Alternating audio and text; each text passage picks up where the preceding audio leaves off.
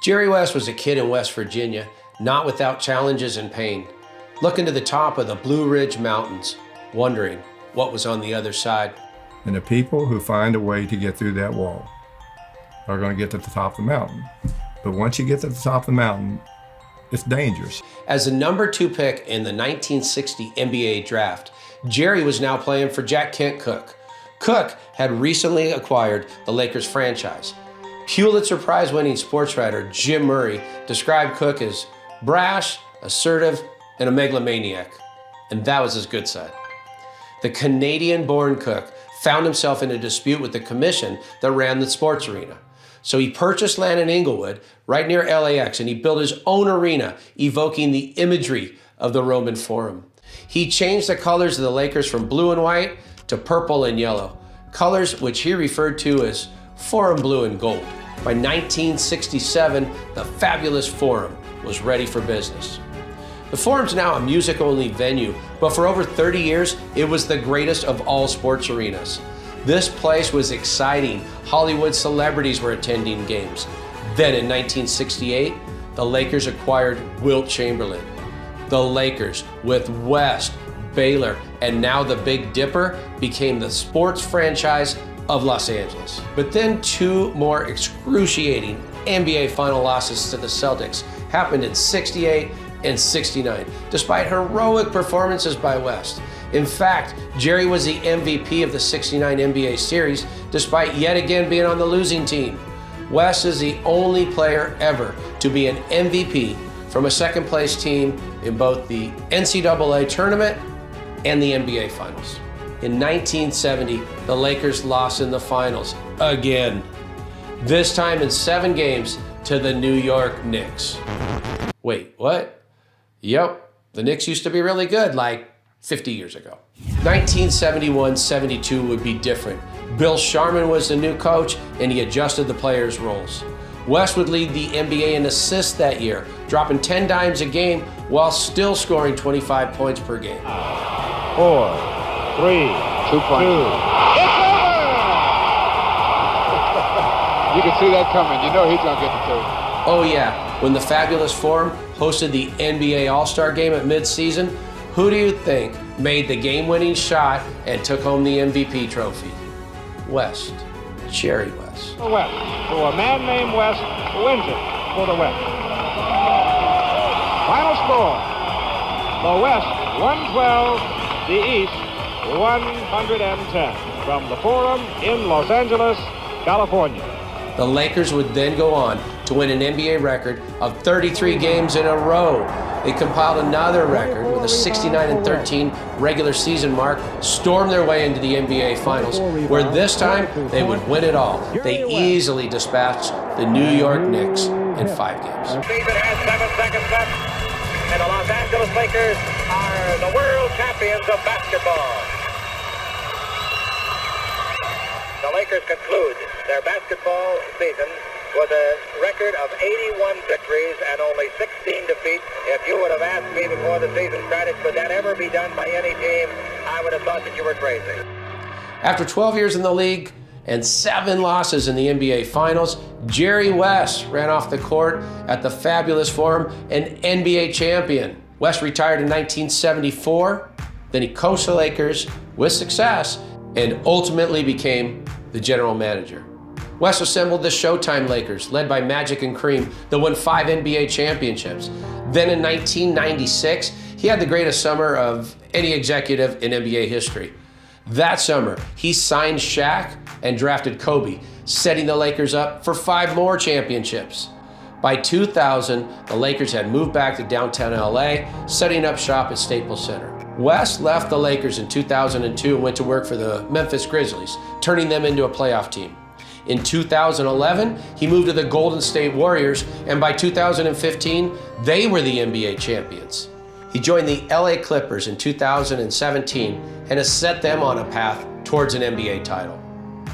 It is hard to think of any one person who has achieved as much as Jerry West has in the sport of basketball. He won the West Virginia High School State Championship, took the West Virginia University Mountaineers to the NCAA Finals, won a gold medal in Rome, and led the Lakers to 9 NBA Finals in 14 years.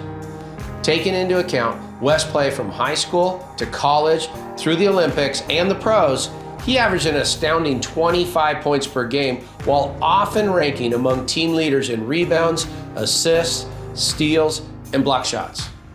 A collegiate and professional Hall of Fame inductee, his statue proudly stands outside Staples Center, and his number 44 hangs from the rafters. And his image became the logo of the NBA.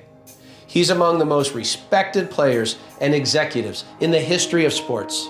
This kid from West Virginia wondered what was over the mountain, and look what he's accomplished.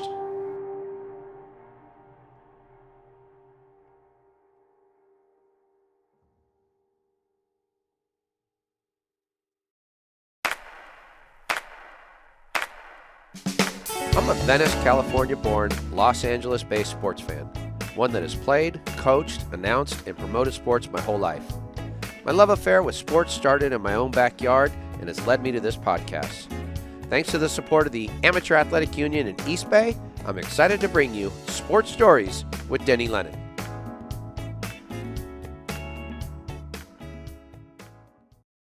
This is our fourth and final episode with basketball legend Jerry West. Please note, this interview was recorded on November 9th, 2020.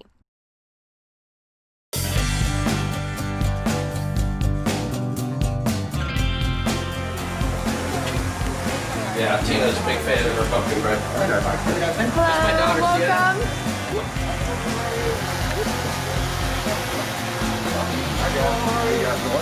Good. So we're going here, huh? So we'll go in there, but hopefully Wayne told you about, will you take a little shot pregame? No? No shot, no shot. All right, let's give Wayne one. Wayne will take one in your stead. Okay. I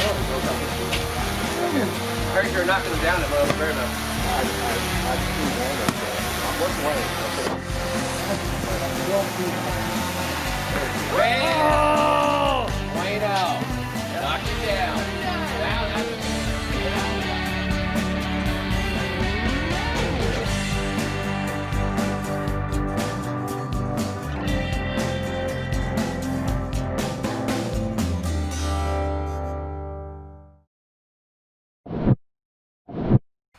Between you and Baylor, you had these, two dynamic players, but then Chick Hearn really helped ingratiate the Lakers, and I felt like that helped you move off the back page a little bit because he was so unique in his description of the game. Yeah, he did. He was a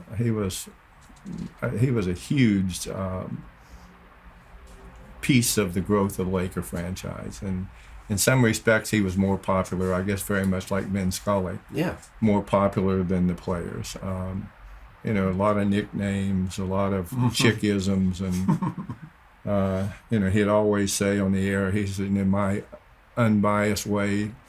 And I told him one night they had kind of a dinner for him. They asked me to say something, and I said, "This is the most biased person I've ever met," which he was. Yes, he was. Wilt Chamberlain was another person I used to pretend like I was in my own backyard, or when I was shooting on a hoop. I was always fascinated by him, and I got to imagine that had to be a fun time for you. Did he remember meeting you at all in Kansas? No, I didn't go to Kansas. I thought you went on a trip there? No, I did not go. I went to Fort Wayne, Indiana. Oh, I see. Okay, to meet the coach. I thought I said that. Oh, yeah, I might have messed that one up. Okay. Well, you probably did. But anyway, it was a unique time for me, and again, the only time I was associated with him when he came to the Lakers. As I mentioned, players, you didn't associate with other players and other teams because of the way the schedule was devised, the traveling, which was you play. A lot of nights we played 3 nights in a row, a lot. And you'd had to take the first available plane out after the game. And you didn't get a lot of sleep, but I've never been a huge sleeper in my life anyways. So I was fortunate. My godfather was friends with Bill Sharman. Yes. And he would take me along to Loyola when you guys used to practice there. And I would just sit there and get to watch You guys practice. You go get water. I'd go shoot around a little bit. Hope one of you guys would throw me the ball back. Right. Uh-huh. Yeah, and that was a great time for me. And I would go back to Bill Sharman's place in the Marina Del Rey, and get to hang out in his trophy room. And I realized, what a great athlete he was, because I didn't have that perspective on him. But I was just wondering if you could tell me a little bit about Bill Sharman, because I knew him a little bit later in life, and he just seemed like such a gentleman and such a nice person. He really nice, a nice person, a great competitor. He was a dirty player, and he still denies it to this day. They played for the Celtics. I think he was one of the notorious fighters in our league. Okay, is that right? And when he was young, he was a boxer. Okay, when he was young, most people didn't know that.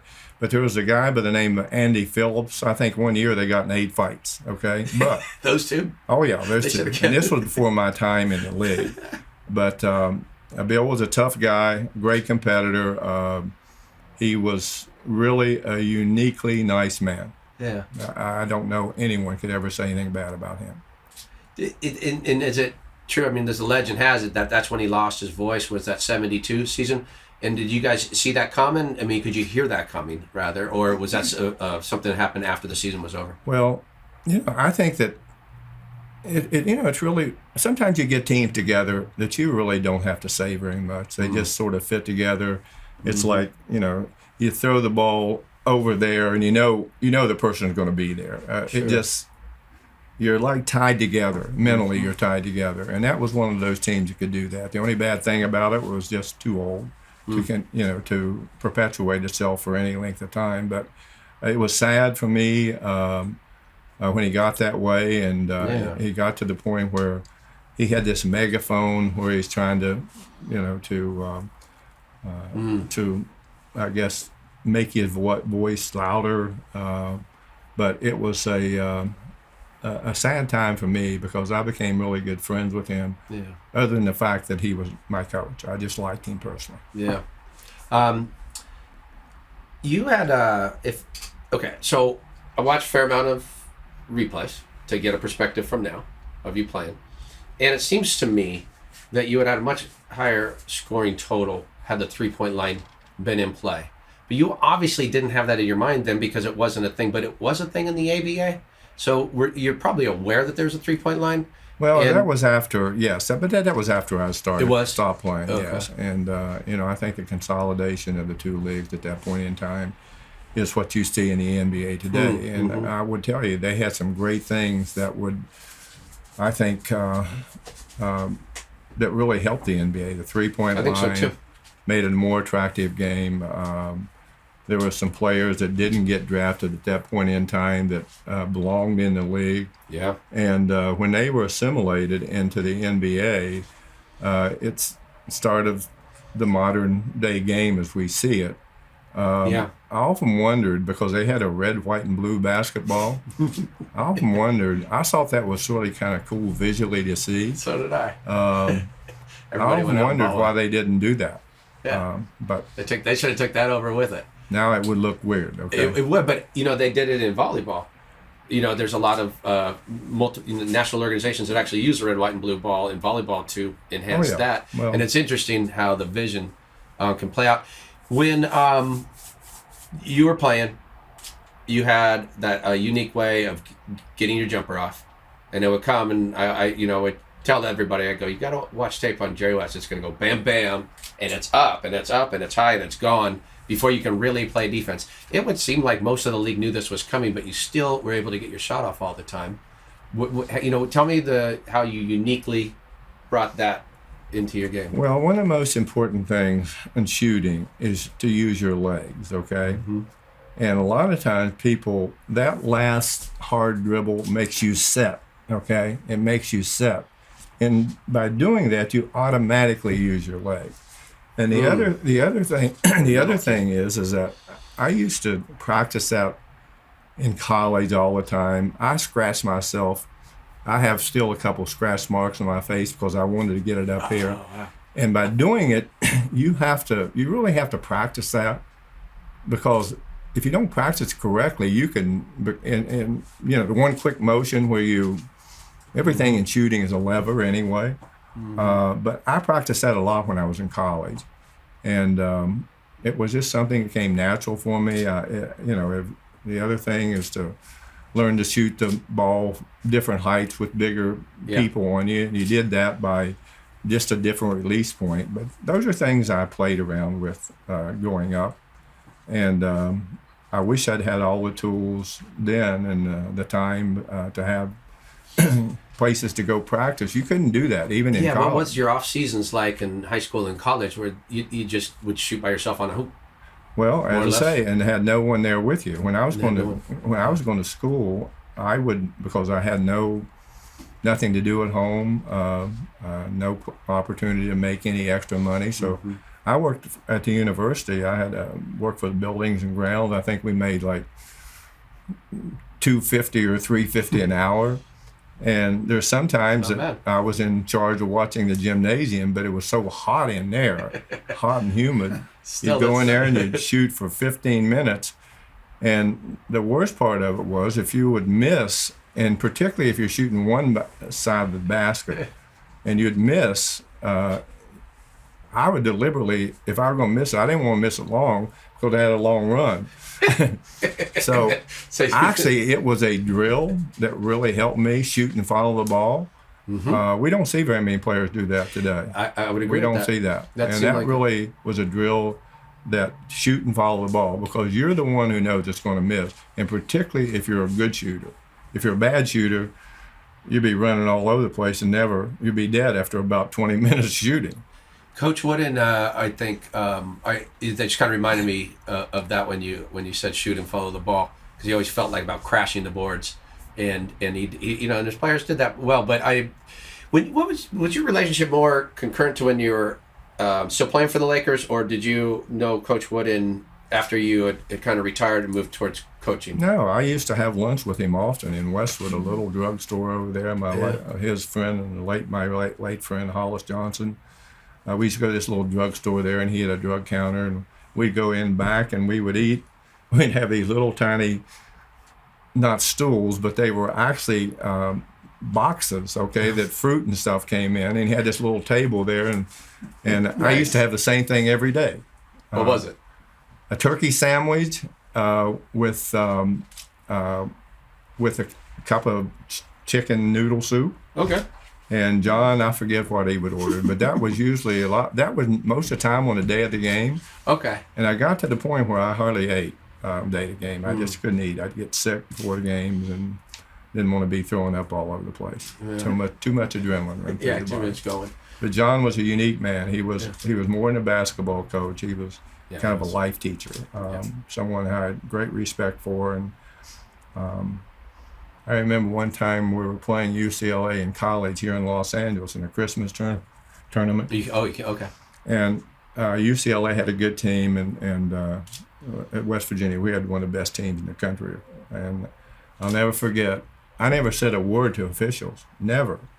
And it was at the sports arena. It's my first experience playing there, and little did I know that my professional career was going to go there.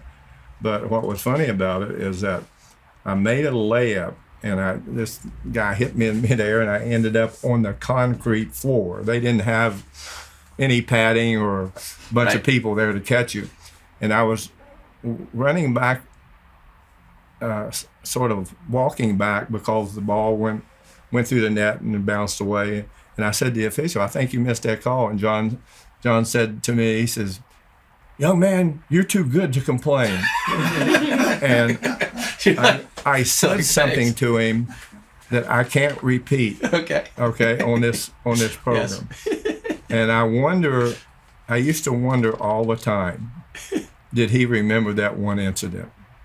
Got a feeling it wasn't a good word. I got a feeling he did. I got a feeling he remembered. He has a good memory. Yes. He had a great memory. I forget, if you don't mind, it just always cracks me up. I think you're sitting in his condo or something, and you're looking at his championship teams up there, and he's trying to console you. He said, "Do you always take all the credit when you win? Because you seem to take a lot of the blame when you lose." And you said something to the effect. I'm not forgetting what I said. So I think you said something like, "I don't see any of your second place teams up on the wall, Coach." That one cracked me up. And he goes, you know what? He didn't lose very much, okay? And I've always, one of the things that's really interesting in life, when people win all the time, people expect them to win all the time. Yeah. They expect them to win. And I think you really find the true character of someone when they lose. I've always said the best stories are not in winning locker room. And the struggle. The heartbreak, I think the so. little things that go on. There's more great stories in a losing locker room than there is in a winning locker room, by far. I think so. There's three things I think were kind of underrated. Your defense, I've always appreciated it. I always thought it was excellent. And your ability to adapt in the game. The fact that you led the league in assists in I think 72 or something. You adapted your game for the best part of what it would be. And I also thought you were underrated as a coach. I didn't think the Lakers had a great roster when you took over. But you found a way. We had not a great roster. A roster with one great player, Abdul-Jabbar. That was it. And probably the most enjoyment I ever got there. They hadn't made the playoff for 3 years with Bill as a coach, and I said to our players, and Bill wanted to play a fast game. I said, we can't play a fast game and win. I said, we have to play a defensive game. Ball in the low post. And Kareem just carried his team offensively. We won more games than anyone in the league my first year as a coach. Yeah. I should have stopped there for one reason. We had another good year. We had a really good year the second year with a bunch of injuries. And the reason I should have stopped there was I wasn't fit to be a coach. I really wasn't, for one reason. I expected players in the most awkward time this NBA had ever gone through. A lot of problems with players off the court. That was an awkward time, huh? It was horrible, as it was all over the world. And I expected players to be like me in terms of just playing the game. Off the court, you take care of yourself. That was a problem for the league then, and I should have walked away after my second year. But I had two men, Jock McCloskey and Stan Albach, who were unbelievably important for me. Managing games wasn't hard for me. That wasn't a hard part. I could tell you how to play defense because that's the only thing that I felt that I knew. Scoring offensively, I never really felt, and this is not braggadocious, I never felt that I needed an offense to score. I felt I could score pretty much or get a good shot when I wanted to. Or something. And so you have to understand that Abdul-Jabbar, you could run anything for him. He's still going to score. But you also had to put him in a position where everyone wasn't ganging up on him.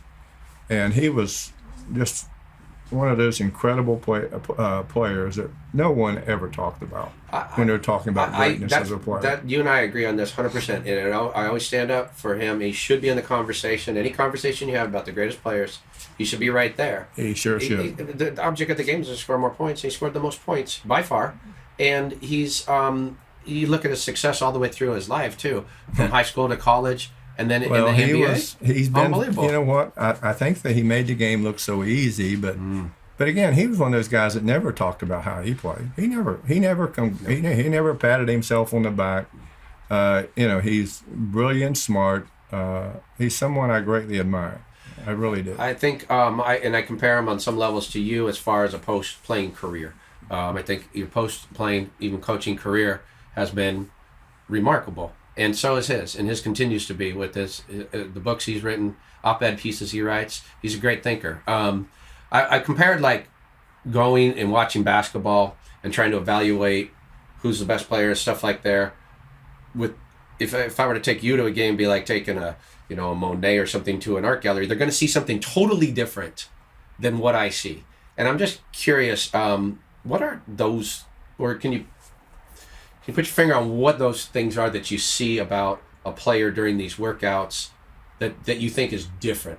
What are the different things you look for? I know like long arms, you talk about long fingers, you talk about different things, but I'm just curious, what is it that catches you? Well, the greatest skill that anyone can have, the greatest skill is a work ethic. And some players can't play an 82-game schedule. They can't do it. And the other thing is that is that some people they're so uniquely skilled, and it's effortless looking. It doesn't look like it's easy for them. And those are the things that stand out most to me. The shooting part of it, you can see it. Can a guy, does he have the skill? Does he have the quickness? Does he have the anticipation? All those factors go into it, but and confidence, and I'm not talking about false confidence. I'm not talking about someone, I can do this, I can do that. I watch a lot of kids get drafted today, and it's like almost a storyboard of what they're going to do, and they're coached, of course. And then you see some kids that leave school early that have no careers, and you feel sorry for them. Yeah. You feel sorry for them because they've been pushed into the draft when 1 year in school might make all the difference in the world for them being successful and basically a failure. I think there's one thing I wanted to ask you about. I think that's a well-told story about the Kobe workout and so forth. But I was wondering if there's anybody else you in effect felt like that for, and in effect shut down a workout. I know Sonny Vaccaro would say, I'm going to shut down this. I'm going to do a Jerry West and shut down the workout because I don't want him to know I'm interested, or something. Anybody else you felt like, okay, I gotta go make a deal. Just, every once in a while you see a unique player, okay, and he was truly unique at an early age, very, very skilled. The obviously thing he needed was schooling and learning how to play in a system, and that wasn't his. That wasn't what it was going to be early for him. He needed a chance to play the game unencumbered with Eddie Jones around, who I personally talked to Jerry Buss about and said, we need to trade him because we cannot let Kobe Bryant sit on the bench anymore. Mm-hmm. And he agreed, and we did that, and his career took off, and he became the player that that people admire so dearly around the world. I just want to give you credit. I think Vlade Divac was one of the first foreign players that was identified and brought in, and never did I get a kick out of that guy more than watching Jim Hill interview him while he was having a smoke with his shirt out in the locker room. And I thought, who is this? And that guy could pass like nobody else. And he played the big man game. Well, he was good. He was really good. He was, at times, I think he paid a little bit more attention to his conditioning and took it a lot more serious. He's just a natural player. And he's a great guy, too, on top of it. I got a few questions I want to ask you at the end, but I wanted to cover something. Wilson ball's coming back instead of the Spalding ball. And I think you played probably with the Wilson most of your career. I have no idea. It's a round ball. It's going to have some sort of curvature to it. It won't make any difference in the world because there's certain specifications, and it's all about money. Yeah, it's a short turnaround for the players. I thought that was interesting. It won't make any difference. I know the difference. You tell me about golf. What do you like about golf or what challenges you that keeps you coming back in golf? Get away from my wife, and I'll just as most. No, actually, I have a group of older people that I really enjoy being around, and it's a lot of camaraderie, a lot of kidding, a lot of nasty words that are locker room words. Okay, that are truly locker room words. And I enjoy the camaraderie. Okay. I don't play very often. I only play with one group of guys, and that's it. I'll be sure to cover I think you held a course record at some place, which is nice. And I was kind of wondering if you knew you were closing in on the course record at Hillcrest or somewhere. Did you even know that? Was it a number in your mind? That was years ago. I can't remember. Okay. I used to shoot some low scores. Yes, I did. Your daughter-in-law, Michelle Wee. I would imagine you played with her, and have you learned anything from her approach to the game? I know she's really good. I'll tell you that. I think so. She played with Steph Curry, my son Johnny, who is his wife, and another good golfer. And 7,400-yard course just a couple of days ago, she shot, I think, 75 or 76 from 7,400 yards, and she hasn't played any. She has that bad injury. And she beat everybody by a bunch of strokes, okay? It's a hard course. And she shot. But I would expect that she's going to come out and start playing again soon. They just had their baby, and a beautiful kid. Congratulations. And she's going to do the Masters this week. She's going to do the commentary on the Masters this week. That's nice. From her house. So she's a very accomplished young lady. All right, a couple of questions if you don't mind. Pet? Did you have a pet when you were a child? I'm sorry? Did you have a pet? Pet? Like, did you have a pet when you were a child? No. No pets. How about what? Did you know of any pro sports team when you were a kid that you heard on the radio that you liked besides the Boxers? Well, if it would come in on any particular day, I used to listen to the Cleveland Browns and also the Cincinnati Reds and the Cleveland Indians, if you could get it on the radio. Favorite musical group that you like from any time or of all time? I really don't know, but there's one artist who I think is the most underrated artist, George Michael. Nice. I just think he is an incredible voice. Yeah. Also, I'm a big fan of Barbra Streisand's. You have a movie that sticks out in your mind? Yeah, Apocalypse Now. Nice. I just watched it actually recently. I got a question for you. You and Michelle, we in a card game of gin. Who wins that one? Well, unless she can't count, she kills me, probably. How about you and her in golf? No contest. Would you rather, if you could time travel, go to see Joe Louis and Max Schmeling fight in the second fight, or Jake LaMotta and Sugar Ray Robinson in their third fight when Sugar Ray got off the deck and beat him? Either one would work fine. I had one last question. Do you make the shot at the end of your book? Because I love that story about all of the guys from all of the time that joined together and play at Madison Square Garden. That's a fun story. Who, me? Yeah, you make that shot at the end? Of course. Okay, good. I'm glad. So it was a good pick from Shaq you got, where you rubbed off. Nice. No, there's one thing that's really interesting about life. I think regardless of where you come from, regardless of the sport and everything, so much of life's success is based on what's inside of you. You can overcome any obstacles. Everyone's going to run into a lot of walls. And the people who find a way to get through that wall are going to get to the top of the mountain. But once you get to the top of the mountain, it's dangerous. You see another mountain over there, but look over your shoulder, and there's some very competitive people coming at you. So you can't continue in this world unless you have goals. Mm-hmm. And I've always had goals in my life. Shows. Thank you for your time. Thank you. It was very nice of you. Appreciate it. Mm-hmm. If you haven't already, make sure to check out the other 3 episodes. Join us next week as we bring you the full interview with Jerry West. Uninterrupted. Thanks for watching and listening. Sports Stories with Denny Lennon is produced by Christine Jinbo and me, Marley Rice. Directed by Chris M. Alport with studio support from Alpha Command Unit and shot by bad boy Bobby McCall. Original music courtesy of Lennon Music Production and original images courtesy of Sienna Lennon Photography. A big thank you to all of our contributors. Sports Stories with Denny Lennon is a production of Sports Stories, Inc.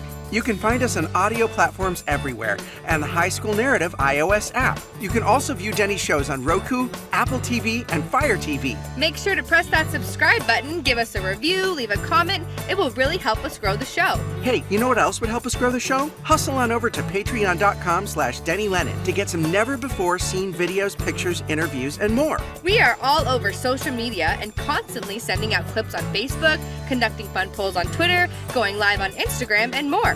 To find all our social media links, hustle on over to sportstoriesdl.com. SSDL proudly supports the My Stuff Bags Foundation and the Heroes Movement. The My Stuffed Bags Foundation, with the help of thousands of people across the country, provides children in unfortunate situations with new belongings and new hope through its innovative My Stuffed Bags program. Heroes Movement is a nonprofit that bridges the gap from therapy to getting strong again through small group workouts for any veteran of the United States Armed Forces for free. Links to how you can support and help these foundations can be found on our website. We want to give a big thank you to our partners of the show. So, as Coach Lennon would say, any questions, comments, or concerns? you can email me, Marley, at info@sportsstoriespodcast.com. Sports Stories thanks all of our followers and listeners. And We will see you next time. Hey, thanks, Marley. Thanks, Chris. Hi. Besides all this wind in my face, I really love to watch Sports Stories with Denny Lennon. He's my top dog. Oh, did I say dog? Oh, man. Meow. I'm just a little kitty cat. Kick it out, Book.